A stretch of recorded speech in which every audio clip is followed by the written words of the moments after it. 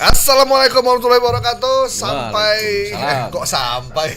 Apa kabar Anda hari ini? Sampai ketemu lagi di program Viral Tapi Hoax. Ini salah satu program yang Anda nantikan karena pasti banyak sekali informasi yang beredar di ruang digital Anda ataupun di gadget yang Anda miliki dan Anda bingung ini benar-benar fakta atau hoax. Karena sekarang pembuatan informasi palsu itu bisa dilakukan dengan berbagai macam cara, dengan cara yang mudah dan distribusi yang juga sangat mudah. Seperti biasa saya tidak sendirian, saya bersama dengan pemeriksa fakta dari Aji Jakarta yang luar biasa, Bung Asnil Bambane Amre. Aduh, masuk kering gitu. Sampai batuk ya. Oke.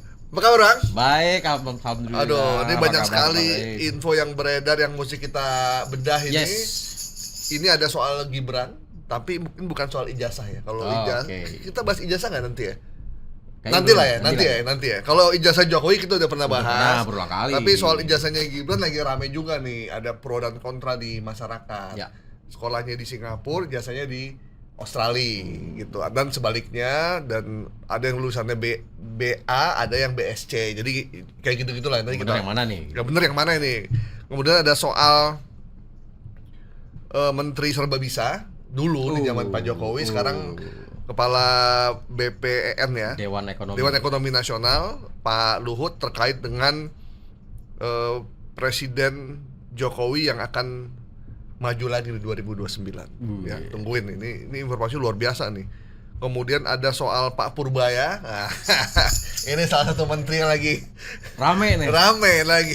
Bahkan dia tepuk tangannya cuman ngasih jempol aja 5 juta loh view-nya. Jadi emang magnet baru konten sekarang itu. Ya. Ada di lapangan Banteng. Ya, ada dua hal yang kita pelajari dari yang saya pelajari dari Pak Purbaya ketika dia muncul. Ya. Yang pertama, bahwa memahami ekonomi dan fiskal itu tidak serumit yang kita bayangin. Yes. Karena dia bisa membawakannya dengan mudah dicerna, jadi kita nih yang orang awam nih bisa paham gitu. Ya. Oh, ternyata begini caranya duit itu mengalir ke sistem ekonomi. Yang kedua, menjadi menteri juga ternyata bisa. Tapi jangan salah, ada kritiknya juga itu. Iya, bukan. Yang kedua, menjadi menteri juga ternyata bisa asik dan menghibur ternyata. Iya kan? Kalau salah terus minta maaf. Iya gitu. Jadi memang itu satu hal yang positif ya. Yang ya pasti ada kritikan juga, ada hal yang mesti kita ingatkan. Kemudian terkait dengan soal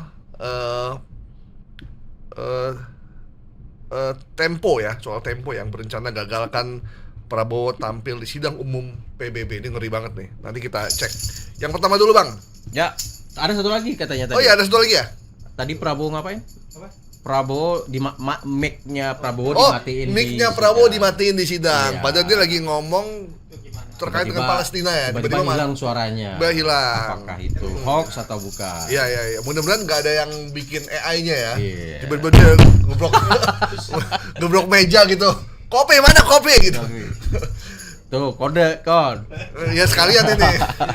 Tapi memang saya sempat lihat cuplikannya di Pak Prabowo ketika ngomong mic-nya nggak kedengeran suaranya. Ya, langsung gitu. Lagi ngomong tiba-tiba hilang. Hilang. Ini kayak di DPR kan? Tiba-tiba Mbak Puan matiin mic. Nah, sebenarnya apa yang terjadi ya? Ini nanti di segmen terakhir nih. Apa yang terjadi dengan matinya mic Presiden Prabowo ketika lagi bicara di PBB ya? Di PBB. Oke. Yang pertama soal Gibran yang menghimbau, Wapres Gibran yang menghimbau ormas untuk minta sedekah demi pembangunan ibu kota Nusantara baru. Ini memang nih IKN ini setelah Pak Prabowo jadi presiden agak terbengkalai memang. Ya. Dan terakhir Mas Gibran sempat datang ke sana ya, ditemani oleh Kepala Badan Otorita IKN untuk mengecek situasinya. Benar. Cuman problemnya adalah banyak informasi beredar video bahwa di IKN udah jadi kayak sarang gonggo gitu ya. Ya. Udah banyak tanaman. Satu, tempat wisata juga. Tempat wisata juga. Wisata apa coba? Wisata ini swamping.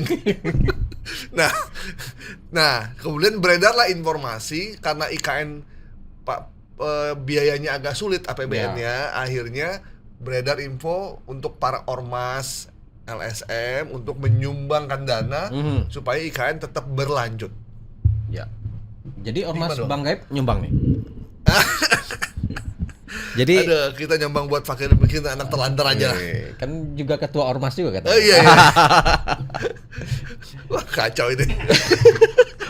Baru enggak. Ketua ormas salah satu organisasi profesi. Iya, iya, iya. Selamat iya, ya Bang Gaib. Benar. Jadi ini muncul pertama kali di Facebook, nama akunnya Bapak Mila, dan tadi syukurnya ini sudah di take down. Oh, udah nggak ada. Oh, Namun ini sudah Di capture. sudah di capture. Nah, kira-kira informasi yang dikirim oleh Bapak Mila ini adalah ada screen capture seolah-olah itu ada berita dari sebuah media Gelora News September 15 September 2025 lalu. Nah, itu narasinya adalah Wapres Gibran himbau kepada Ansor dan Banser meminta infak sedekah di lampu merah. Gibran .2 uangnya kita gunakan untuk melanjutkan ibu kota IKN. Nah, lagi-lagi dari sisi tata bahasa ini sama sekali tidak mencerminkan berita jurnalisme ya, produk jurnalistik. bukan berita media lah kayak Bukan gini. berita Ya. media lah. Ada- Tapi dia di situ ada kayak tulisan Gelora News, kan kasihan. Kalau ini media benar, tapi judulnya kok seperti ini. Ya. Nah, simpelnya untuk mengecek berita seperti ini, copy saja, kemudian masukkan ke Google Lens di fitur pojok Google itu biasanya ada. Tinggal masukin gambar ini. Gambar ini dimasukin. Nanti dia Google akan men-tracking sumber aslinya. Nah, sumber aslinya inilah yang kemudian membantah ini informasi ini. Akan keluar berita aslinya. Ya. Dan ternyata ketika dimasukkan di Google Lens dengan capture judul sepanjang ini 5 baris ini, keluar apa yang keluar? ketarik gambarnya Gibran ya. Nanti muncul mukanya Gibran. Nah, di judul aslinya link itu keluar, kita klik Gelora News, masuk. Nah, ketika masuk, judul beritanya itu adalah sidang gugatan ijazah Gibran di PN Jakpus, KPU siap hadapi. Jadi ini adalah komentar Gibran, beritanya aslinya ya. Komentar Gibran soal sidang gugatan ijazah di PN Jakpus. Tapi tanggalnya semua sama. Tanggalnya benar. Jadi ini cerita foto Gibran yang kemudian menanggapi persoalan polemik ijazahnya di PN Jakpus ya. Namun kemudian diganti judulnya seolah Gibran minta infak dan sedekah di ibu kota IKN. Bukan saya pendukung Gibran, tapi ini adalah informasi yang salah gitu ya, yang sengaja menyesatkan. Dan ini keluarnya kapan? Keluarnya Info dari Papa Mila ini. Ini Papa Mila tuh di 1 hari yang lalu Papa Mila tuh di mana? di Facebook, Dan komennya itu udah sampai 619 dan yang share 99. Dan pasti yang maki-maki banyak sekali ya. Jadi ini informasi yang sengaja dibikin untuk menyesatkan publik gitu ya. Itu dari sisi capture. Tapi sebenarnya ada nggak informasi bahwa Gibran pernah menyampaikan ini? Tidak ada. Di media mana? Nggak ada. Nggak ada satu informasi sahih pun ketika Gibran minta ini, nggak ada. Nggak ada ya. Masa proyek IKN dibiayai oleh Ormas ya. Ormas. Itu kan proyek APBN kan. APBN. Nanti Dan kalau swasta kan yang swasta, diminta ya. ikut investasi di situ. kalau ormas dibiayain pakai kecerekan di lampu merah juga kan nggak seberapa uangnya. Tapi memang orang yang nggak suka sama Gibran ini pasti maki-maki terus. Langsung. Jadi memang post truth itu membuat ketika orang yang nggak suka Gibran langsung akan percaya dengan informasi ini. Ditambah satu, mereka nggak suka sama Gibran sejak awal. Yang kedua, mereka tidak setuju IKN. Ya. Begitu ini muncul, double lah tuh rasa tidak sukanya. Kebenciannya langsung berlipat ganda. Nah, seperti yang sering kita sampaikan, kita boleh tidak suka sama seseorang atau kita boleh tidak setuju dengan satu kebijakan, tapi bukan berarti itu memberikan kita kelayakan untuk menyebarkan informasi palsu, informasi hoax yang membuat seseorang itu terzolimi. Kalau memang dia mengatakan itu ya silakan saja. Tapi kalau dia tidak pernah mengatakan itu, begitu Anda buat informasi yang palsu, informasi hoax yang beredar, maka ya Anda udah zolim sebenarnya. Dan dan itu tidak dibenarkan dalam situasi Ya, ini apapun. bisa fitnah kan jadinya. Ini bisa fitnah. Ya tidak suka ya satu hal, tapi bukan berarti kita boleh menyebarkan orang yang tidak kita suka itu dengan sesuka-sukanya sesuai dengan yang kita mau. Jadi tolong kita bijak dalam dalam membaca juga atau dalam berkomentar nih. Iya. Sekarang banyak di antara kita yang begitu dapat info dari media sosial, IG, TikTok, Facebook, YouTube, langsung percaya, langsung komen. Tanpa tahu dulu dari mana sumbernya. Dan itu sering terjadi, Bang Asnil. Jadi orang komen, dan perlu Anda ketahui ketika kita komen dan ternyata gambarnya atau videonya atau informasinya itu tidak benar, Ya. kita ikut menjolimi berarti ya. Ya, apalagi yang komen di atasnya itu udah teman-teman dia juga. Iya. Terus kita ikut-ikutan jadinya. Ya, bahkan itu untuk yang informasi hoax ya. Bahkan informasi yang benar pun, kalaupun kita tidak tahu duduk persoalannya, sebaiknya kita nggak usah komen deh, Bapak Ibu.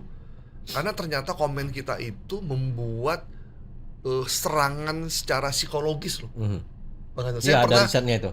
Saya pernah ketemu sama temen yang dia melakukan kesalahan, tapi tidak disengaja, tapi tiba-tiba udah diposting sama orang, kemudian dihajar sama di komen-komen sampai di mention, sampai dia sakit, seminggu masuk rumah sakit karena depresi, karena tidak nyangka responnya sampai sebesar itu, padahal untuk sesuatu yang tidak dia sengaja, dan sampai dia keluar dari pekerjaannya, sampai sakit, dan luar biasa dampaknya.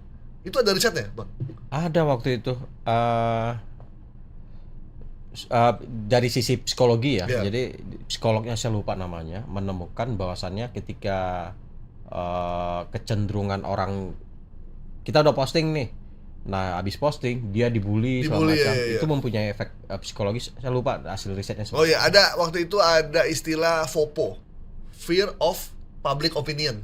Jadi dia takut bersuara, takut menyampaikan, memposting sesuatu karena takut orang menyerang dia, sehingga akhirnya dia diem aja. Itu di zaman Twitter kalau nggak salah waktu itu. Zaman Twitter masih Twitter ya. Dia posting, ternyata dia biarin aja habis itu gitu. Nah, ketika dia cek udah rame.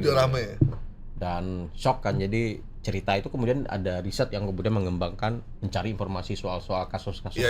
Dan itu ternyata banyak kan? Banyak benar-benar. Banyak banget. Jadi bijak dalam berkomentar, bijak dalam membaca. Kalau yang bikin hoaxnya sih udahlah, pokoknya pilihannya cuma satu, Anda taubat aja, jangan membuat yang kayak begini lagi. Untung dari Apos sama Bapak Milanya. Ya, Pak Mila mungkin terima kasih, mungkin dia juga dapat kali ya.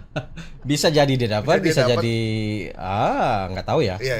Kita nggak tahu, hanya dia yang tahu nih. Iya. Cuman tadi saya cek ketemunya di akun dia, dan di akun dia untungnya udah nggak ada. Udah nggak ada. Ini Bapak Mila nih, BAPPAMILLA, Bapak Mila. Dulu ada pemain Kamerun namanya Roger Mila. Ada juga artis namanya Jessica Mila. Tapi berita aslinya adalah sidang gugatan ijazah Gibran di PN Jakpus. Ya. Jadi Gambarnya KPU sama, berkomentar. Gambarnya sama, medianya sama, tanggalnya sama, fotonya sama, cuma judulnya beda. Berita. Oke. Berbeda judul. Oke, Bang. Oke, Bang. Informasi Gibran menghimbau ormas untuk meminta sedekah demi pembangunan IKN. Kita nyatakan hoax ya. Ya, jadi tidak ada sedikit pun dari Wapres Gibran untuk meminta sodakoh dan amal jariah untuk membangun IKN, karena IKN dibangun oleh APBN dan investasi dari swasta. Soal bagaimana di sana IKN kondisinya sekarang, kita belum tahu ya. Yang jelas pada tahun 2028 IKN ditetapkan jadi Ibu kota politik. Maksudnya apa itu, Bang? Kurang tahu juga saya. Ya, mungkin menyenangkan atau menyambut tahun politik 2029. Ya, benar. Tapi saya sih tetap nggak yakin bahwa DPR semua akan pindah ke sana. Nggak yakin saya.